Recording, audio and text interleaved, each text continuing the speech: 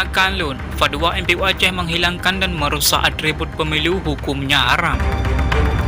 Jelang pemilihan gubernur dan wakil gubernur Aceh yang akan berlangsung pada November mendatang, aksi perusakan alat peraga kampanye mulai ditemukan di sejumlah daerah.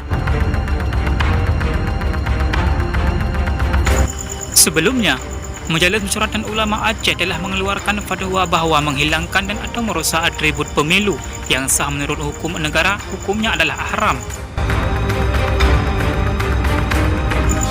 Fatwa MPU Aceh nomor 3 tahun 2014 tentang pemilihan umum menurut perspektif Islam sudah diputuskan pada tanggal 28 Februari 2014 silam atau 10 tahun yang lalu.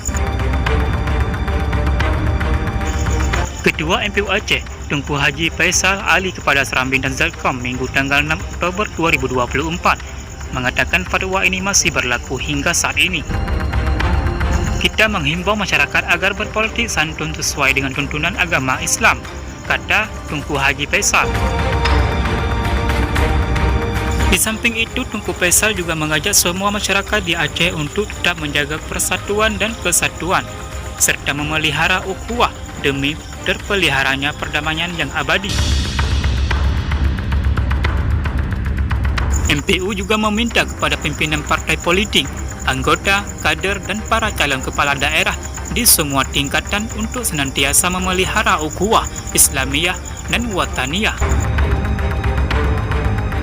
Tunku Faisal juga mengingatkan para kandidat dan para pendukung masing-masing untuk tidak saling memfitnah, caci maki, mengadu domba, meneror, dan menghujat pihak lain dalam meraih kemenangan.